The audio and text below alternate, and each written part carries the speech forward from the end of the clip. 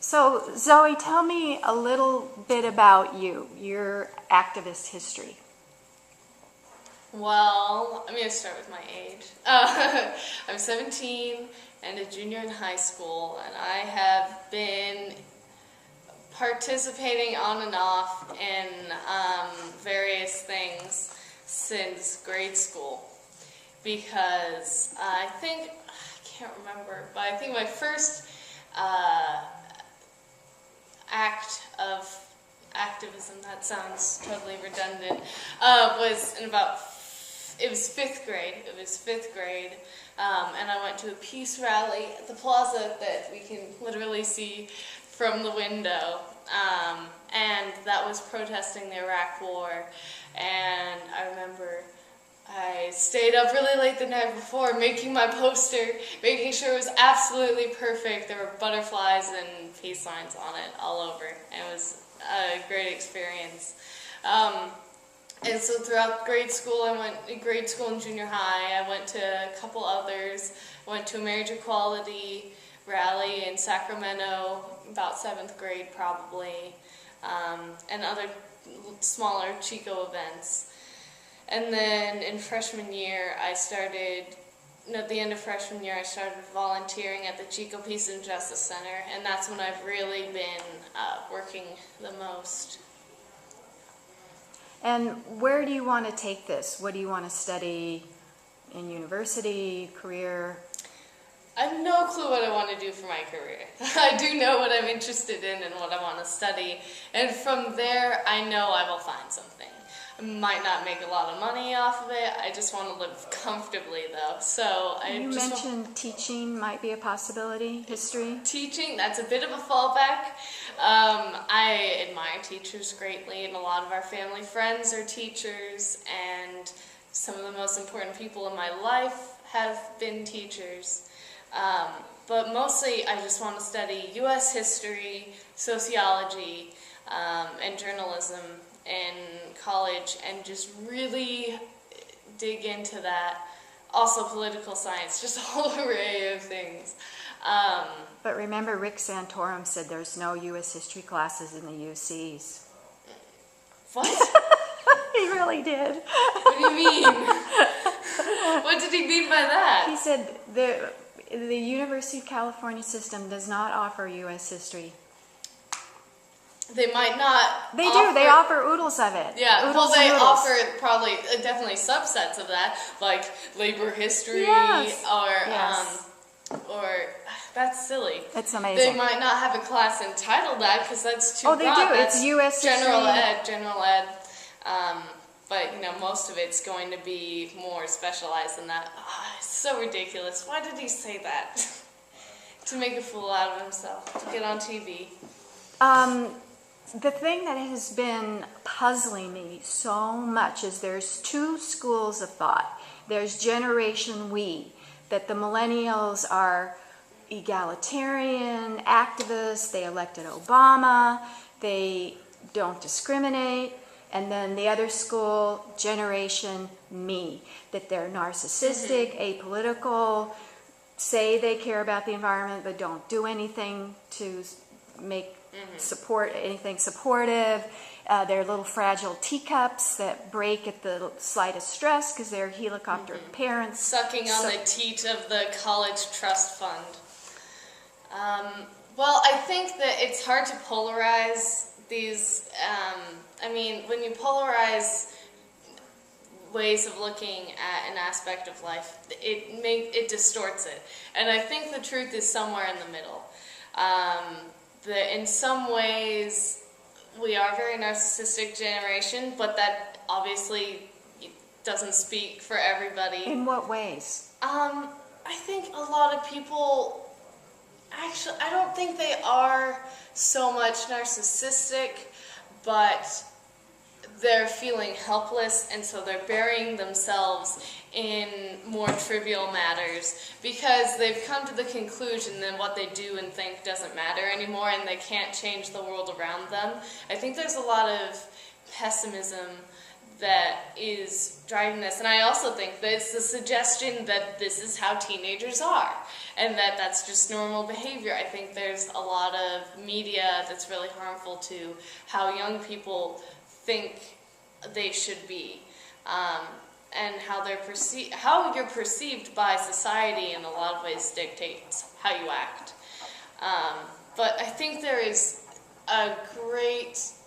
I do feel this change in my generation that is much more socially accepting on social issues.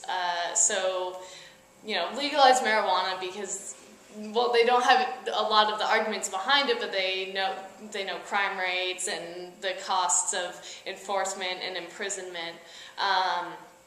And they're all for, well, not all of them, but a lot of them are looking at this debate over contraception going, what debate? Is this, 1969 again? Did Roe v. Wade never happen? The Republicans want to overturn it. So the they want Republican to overturn Roe v. Wade? Oh, yes, absolutely. That's 1973. They want an amendment that human life begins at conception. And that would overturn Roe v. Wade. Yeah, that's right. I've heard about that. I didn't think of it in that light. That's ridiculous. So ridiculous. And I think, and a lot of people agree. So I don't think, I'm just waiting. We just have to make sure that we have to stall their efforts so they die before they do that, and our generation can take over and steer us back the other way. But you don't have to wait till they're on the other side, because you can vote. Mm-hmm. Well, but I'm thinking as far as political representation going and having young people in office, we have to wait to get old before we can be represented a lot, I think. And there is, a generational disconnect. And, not very many people know what it's like to grow up with the internet that are currently in office. So, I think that it's going to be really interesting when this generation starts moving in to the White House and the Senate and, well, the Supreme Court, although you have to be, at least the median age is like 150. Are you optimistic or pessimistic about, will the narcissism trend prevail, or will the working for the common good trend prevail? Well, we could talk about this, Ray Bradbury dystopia, but I don't think that that's going to happen. At least it's not imminent. And I think we're seeing a lot of promising signs as far as, on the global scale, we're seeing all of these movements, the protests in Tripoli, the rebellion in Libya and Egypt, and the movement that's trying to gather steam under the iron heel of the Syrian regime.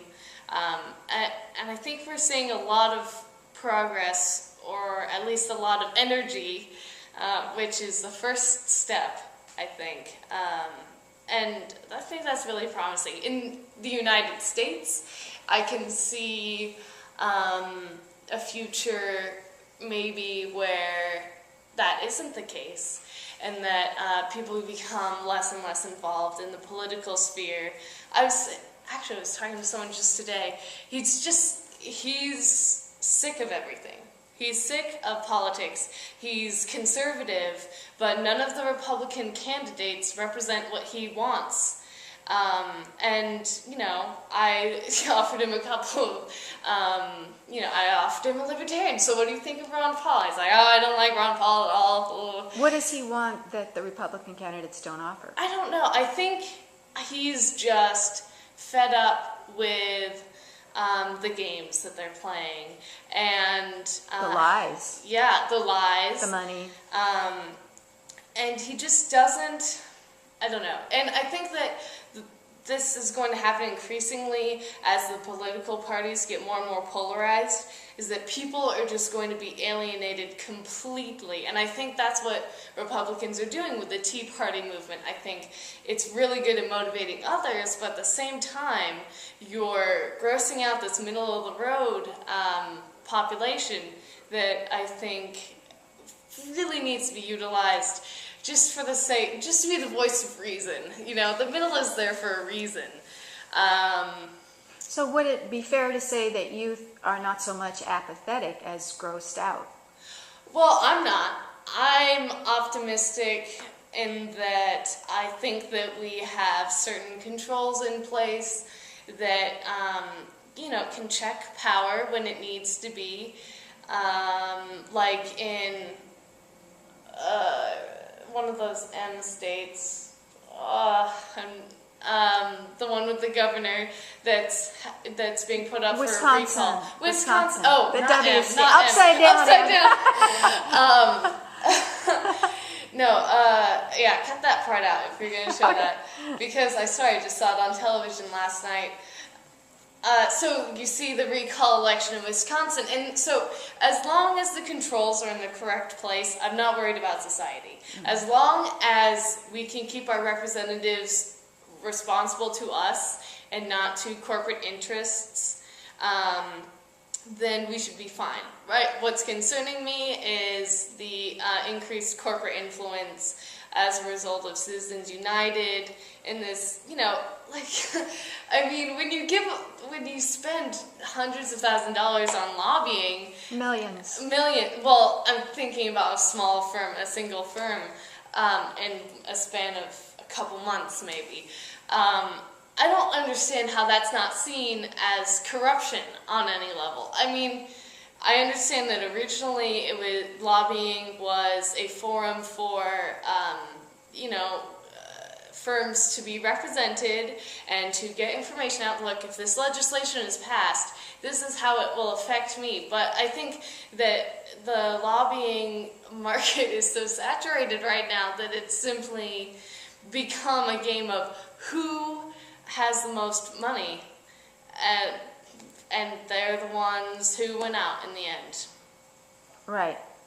To change the subject a little bit, people are now concerned about young men who sit on their parents' couches playing video games, while young women are the majority of college students, undergraduate and graduate, are earning, I think, 8% more than their male young. If the women are married, are unmarried and without children, then they earn more. So have you seen that there's a problem with unmotivated, lost young men, or what do you think about it? I've noticed that is the case sometimes, at least at the high school level, but I don't think that it's something that's going to become a problem. Like, for state testing, we had like half hour and we had to write to a prompt, you know, just to prove that you can put an intelligent thought down on paper in a given amount of time. But the prompt that I received was this one, I don't know how she was qualified in any way to speak on this. I just got a last name. She was talking about how if we don't start giving incentives to male teachers and to, you know, male students, that they're going to fall behind. I'm like, well, the opportunities are available to everyone, and it's those who take it who deserve to prevail. And I want to remind people that women are 51% of the population, so to be, you know, properly represented in any given body, we need to represent 51% of high school graduates, 51% of the Senate and the House of Representatives. And I think it's something that boys grow out of. I think the way we develop might be a little different, and given certain media climates, television, and you know, just social behaviors that are a product of these times, I think that can influence. But I think that it's just, you know, we hit our primes at different times in our life, and you know, there are a lot of really motivated women. I don't see why there's anything wrong with that, and I don't think there is at all. You know, there's no danger of having women take over every sphere of public life, as this woman was claiming in her little excerpt that I was given to respond to. I don't think that's a problem because, you know, we live in a culture that's so entrenched in this, you know, male-dominated tradition. So, do you hear that despite the fact that women are less than 20% of Congress, and there's never been a president, and they're tiny percent of CEOs and corporate boards, but it seems like a lot of young people think, oh, the women's movement is passe, we don't need feminism anymore, equalities, we have it, not a big deal, we love men, I'm not a feminist. Yeah, thank you for bringing that up because that's been something that's been bugging me for quite a while. It's very strange to me because I think a lot of people, okay, with the radio show that I had last month, we were celebrating Women's History Month, and so we were doing a special on women poets and women writers, and you know, we were talking, and one of my co-hosts, she's like, well, I'm not a feminist because I believe that men and women are equal. Like that's what feminists are. They believe that men and women are equal, and I think that's very strange. That feminism has been, it's begun to mean to my generation as a woman power, like militant power over. Yeah, not with. It's like they feel like it's become a militant movement. You know, oh, you're not satisfied already?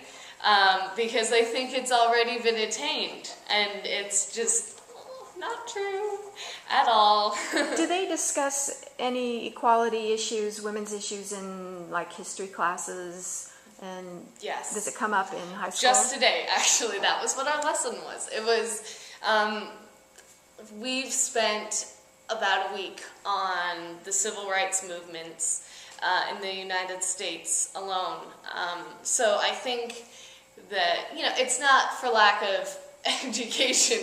Well, maybe in some cases, but we've spent the whole last week talking about the women's movement, the Chicano youth movement, you know, the gay rights liberation movement, all those things. And, you know, that our history classes do talk about it. I know there are some I'm sure there are some places where they don't cover that extensively, and it's probably because of the school's administration, because I know teachers who have been intimidated on several accounts for talking about the Day of Silence and talking about, she wanted to educate her class on the National Farm Workers Association, the Day of Silence for gay, lesbian, bisexual, yeah.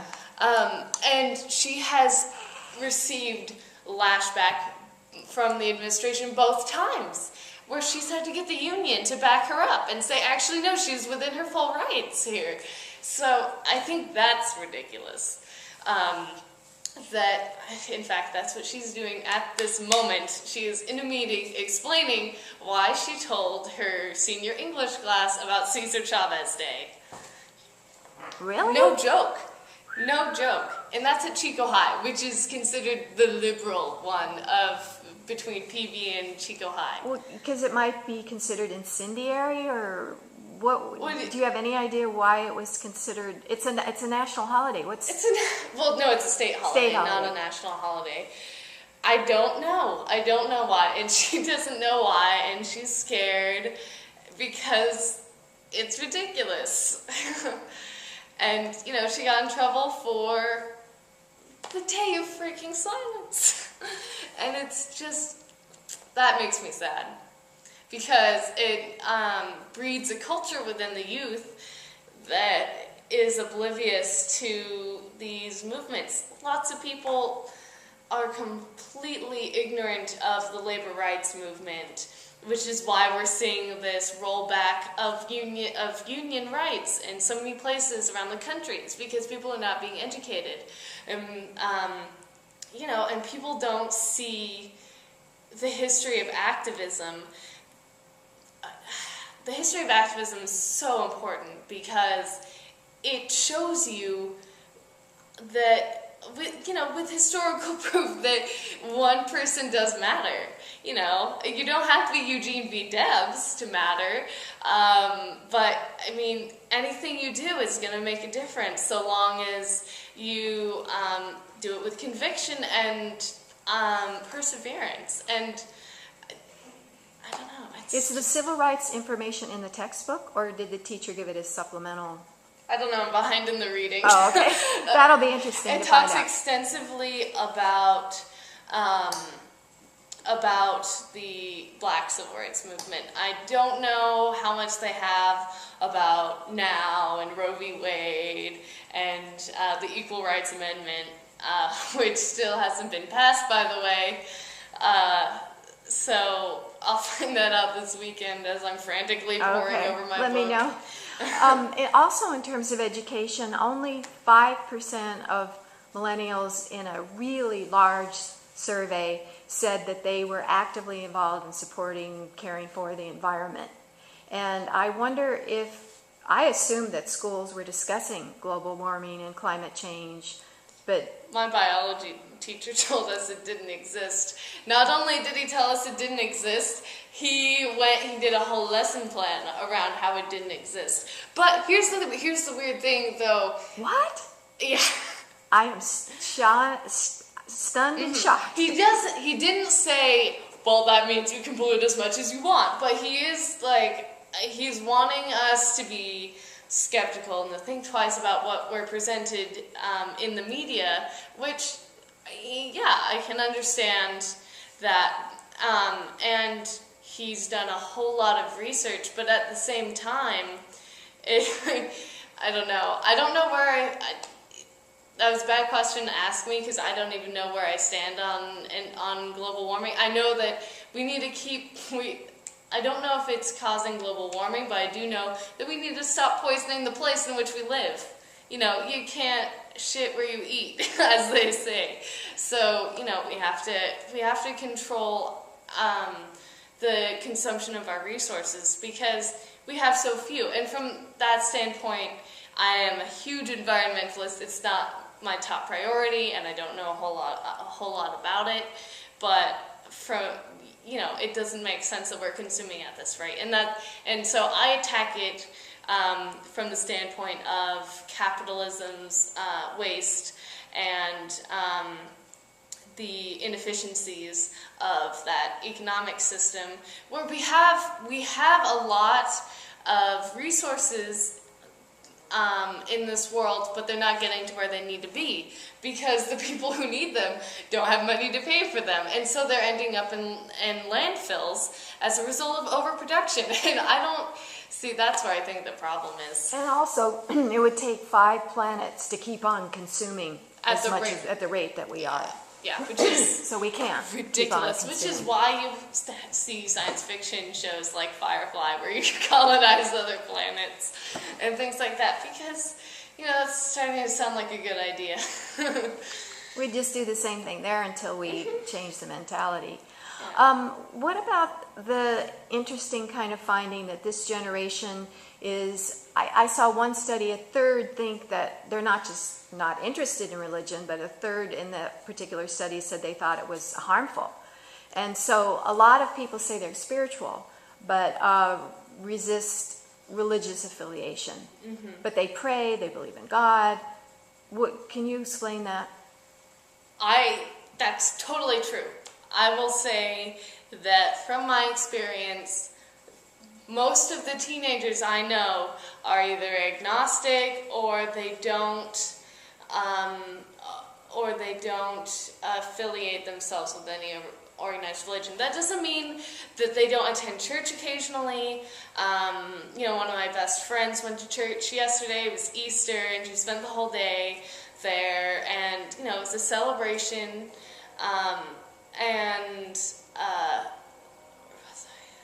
She goes on the mission trips with them to Mexico, where they volunteer at an orphanage, and I think that's awesome. But I think that a lot of people are becoming wary of fundamentalism in religion. At the same time that it's growing. That Yeah. there's something like a quarter of Americans are evangelicals. Yeah, and I think a lot of people are thinking that, oh, religion is inherently evil and da da da. I don't believe that. I see my friend who's an Episcopalian, and I'm like, what's up? I mean, he's super cool, and, we've talked about my spirituality before because it came up. I wrote a poem about it. And he was defending me. He's like, well, yeah, it makes sense that she believes that. And Believes what? Well, okay. This requires a lot of background, so it's hard to... So I was submitting a poem to the high school's literary magazine about a sermon that I heard about from one of my friends. Who was visiting someone else's church, and how it kind of made them really uncomfortable. And, I kind of, in the message of my poem, was, I don't like organized religion because it makes people feel guilty about what they do instead of being constructive. And a lot of people worried that would offend our readers, and they didn't want to publish it because they thought that they'd get in trouble and that it was offensive. My friend Ethan stood up for me, and he's like, actually, no, take it from me, I'm religious, and I go to church every week, and there's nothing wrong with what she said. But where was I? I'm sorry, I went off on a tangent. Your spirituality. Yeah, so when you're saying that a lot of people are identifying themselves as spiritual, I'm one of them. Science can only take you so far. My physics teacher, he tells me that, when you go back to the moment of the Big Bang, the laws of physics literally break down. Science can't explain everything because it has a limit, just like everything else.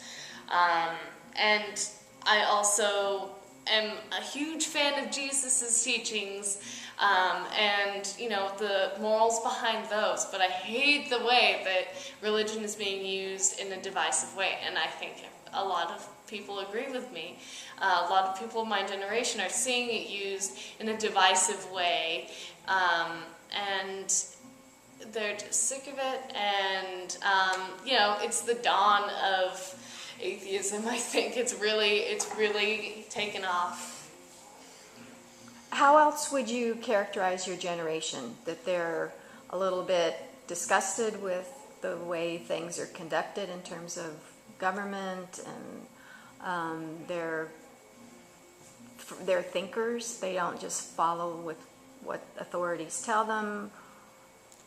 I don't know. That's a hard question because it's really easy to look at something like that a decade later and talk about it, and it's also a lot easier if you have a background in sociology and, it was your master's thesis, because it's just so hard to characterize such a giant amorphous thing.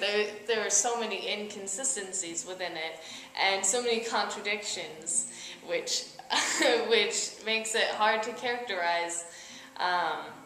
Maybe think about it in terms of how your parents' generation, and they're probably Gen X, is different than millennials. My father's a baby boomer, actually, and I don't know what my mom would be. She would be what Tom Wolfe would call the me generation, coming of age in the late 70s. X. Yeah, Generation X. My father was 17 in 69, so he's more of that generation. Well, I don't know. I think my parents have faith in my generation. I don't know. I think our generation is just trying to figure things out. I mean, which is their purpose. We're like the millennials. Are we like 20? Our average age is probably 21 right now. 1982 to 2003, something like that. Yeah. Birth dates. So we're growing up. And so it's kind of hard to characterize us because we're at the beginning of our life. And who knows what this energy is going to translate into by the time we're the age of being elected to public office. It's really hard to say. Anything else that you'd like people to know about your generation that you think people misunderstand or don't get? Well, we are not all dumb. And if you treat us like we are dumb, we're going to get pissed off and we're going to shut down. Because we hear a lot and we are pretty well informed in ways that older generations don't understand because, they didn't grow up with the internet. And so they like to think, oh, what are you doing on Facebook all day? Well, actually, I'm reading this article from the Huffington Post about, the self-immolations in Tibet. And parents don't know that. And teachers, I'm warning you, if you like to condescend to your class, you're the teacher they hate the most. Because if people don't have faith in us, we're not going to do anything productive because it's just going to turn us off. And that's my biggest frustration personally, is that teenagers are discriminated against in every social sphere. When it comes to economics, like getting a job is the hardest thing ever for us. It's, as hard as getting a job if you're autistic or 125 years old or, don't speak any English sometimes. And, if we try and get involved, we're told sometimes that we don't know what we're talking about. You've heard that? Well, I've felt it more than I hear it. Because, if we talk in a certain inflection, like some of us do. Like totally. And, it tends, I feel like I'm not taken seriously often. And that's infuriating on many levels. And I just, just give us a chance. That's what I'm saying. That was a big message from the book. That was a really common theme. Really? Oh, yeah. Big Is theme. that what you heard from other all youth? over the world, that we don't feel understood.